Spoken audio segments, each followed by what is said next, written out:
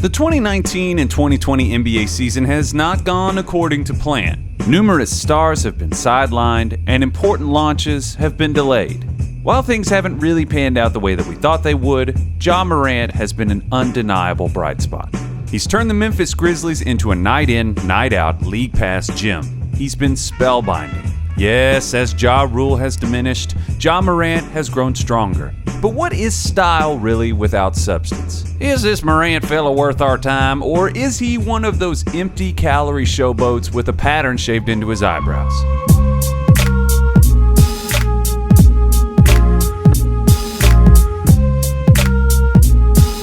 Allow me to open by saying something painfully obvious. Ja Morant is an electrifying athlete. In the air, off the dribble, he glides. He floats. His finishes are artful. That belongs in a museum! Morant is elite when it comes to combined vertical explosiveness and flexibility in his shoulders, arms, and waist. With momentum, he almost has a double jump quality, which allows him to make a secondary or even tertiary decision once he's in the air. He's like Luigi in Mario 2. Especially against bigs with fumbling foot speed, Ja is capable of doing something crazy in traffic. Nuclear athletes at the guard position typically find and settle into their gears as they mature, but because of his IQ and live dribble feel, Morant is ahead of schedule in that sense. He's poised and well-paced a majority of the time. That athleticism combined with a seemingly effortless handle enables him to seize the moment between stillness and movement really well. There's a mesmerizing liquid quality to the way that he incisively knifes through open space. Ja's also got an incredible feel and flair for playmaking, and the ambidextrous passing ability allows him to navigate the entire board. He seems to really relish the chess game. He's able to prep angles that aren't immediately available, and that's not a skill that every playmaker possesses. This pass to Jonas is a great example. Morant does this kind of thing all the time. A slight fake upcourt lifts Bryn Forbes away from the paint and opens up a slim avenue for a pass to be placed in the sweet spot. It's not an easy pass to make. With these strengths in mind, it makes sense that Morant would carry a massive pick and roll load. Among some of the more notable rookie point guards of the last 20 years, his load and efficiency are exceptional. He's currently in the pick and roll on 51% of his possessions, which is leading to a score 42.4% of the time. It's been fun to watch him explore the capabilities of bigger and better lob catchers and positionally smarter pick and roll partners. Jonas Valanciunas is usually his beneficiary. 23% of Ja's passes are to Jonas, and it's been productive for Memphis. It doesn't get talked about, but Morant's also a great cutter. When he's off the ball, he consistently burns defenders that aren't giving his quickness the respect that it deserves. This is where a lot of his crazier finishes come from. Like I said, with or without the ball, his lateral shake is phenomenal. He will make a fool of you. For point guards with this kind of burst and leaping ability, you can often see areas of their game that come along more slowly. Morant compares favorably in his passing and feel, but in terms of his own offense, there's work still to be done. Shooting was a question mark for him entering the draft. That area has been better than I would have expected. He shot 35.8% from three, but the sample has been extremely controlled. Last spring, I wondered if Ja was a high-level game manager and playmaker that would use his own shooting as a sort of a pressure release. So far, that seems to be the case. Only 14% of Ja's shots are from three, which is in the second percentile relative to his position, near the bottom of the league. Ja has an odd release, but it's not hopeless. He doesn't aggressively hunt perimeter attempts because aside from calmly stepping into or stepping back into his mechanics, he can be wildly erratic. I'm skeptical that we ever see big-time three-point shooting from Morant, but he does display some soft touch, and that's a promising thing. Keep an eye on his misses from three. They come to the rim softly more often than not. Those limitations put Ja's scoring profile into a predictable but still difficult to stop regimen. He's not going to kill you with dribble pull-up shooting, and he's not going to take a bunch of threes, but he's also not going to bail you out by foolishly resorting to them when he shouldn't. Most of his offense is happening above the break or in the short mid-range with runners and floaters.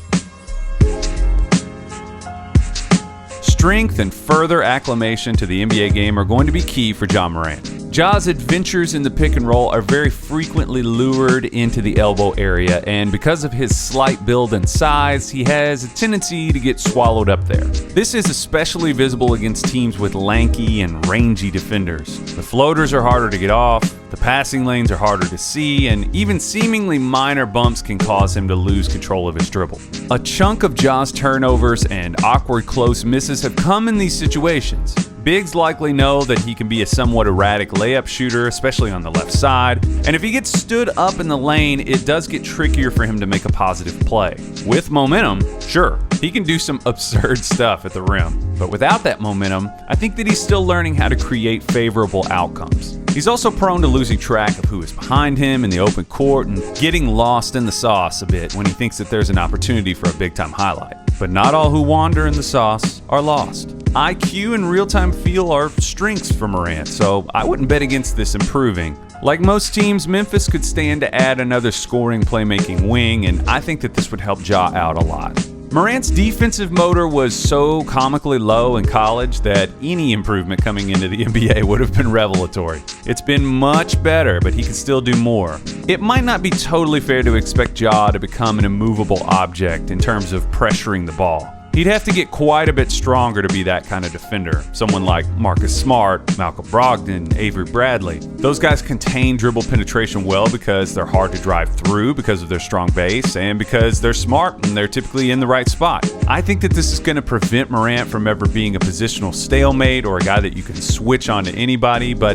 getting stronger will help him avoid dying in screen actions the moment that he's touched. That athleticism does put him in the position to do some incredible, disruptive things, but in my opinion, he's the type of offensive talent that you have to carefully build around defensively so that you protect his plus areas.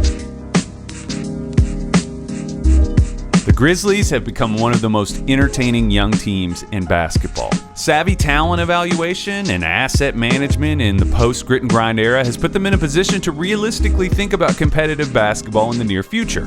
In the next 5 years, as this group continues to mature and develop together, I could see this being one of the best defensive teams in the NBA. Jaren Jackson Jr. is a hurricane of shoulders, wingspan, and hands that can space the floor and protect the rim, if he can wise up positionally and find a way to not lead the league in fouls.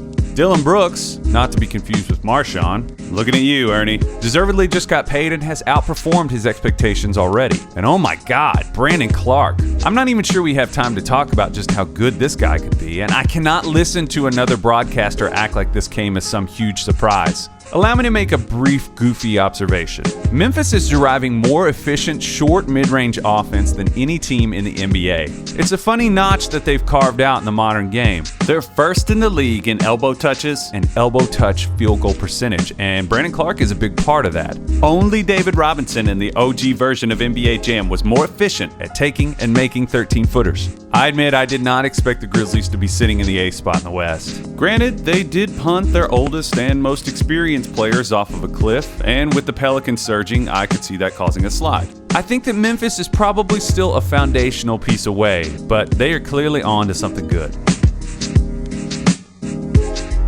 Barring a severe slide in production or health, Morant is the front-runner for Rookie of the Year.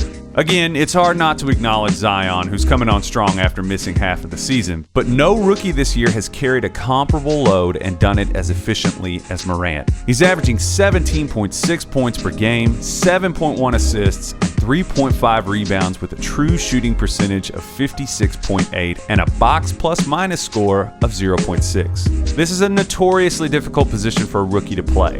Very few guys come out of the box and slay the way Chris Paul did, for example. Although he's not flying quite as high as some of the best rookie point guard seasons ever, Morant is on the track to being very good. Relative to his rookie class, I'm giving Ja Morant an A on his rookie report. Something like a 92. He's been great, and I think that he can be even better. Last spring, I had pegged Morant as the type of player who would hover in the top 20 to 35 range in the NBA throughout his career. Maybe an all-star appearance on a particularly strong year if everything falls right. It's too early to know how right or wrong that was, but I have to admit he's given me some reason to believe that I was conservative in that projection. The areas for growth that we talked about are plain to see, and if those variables swing positive, this guy could be special.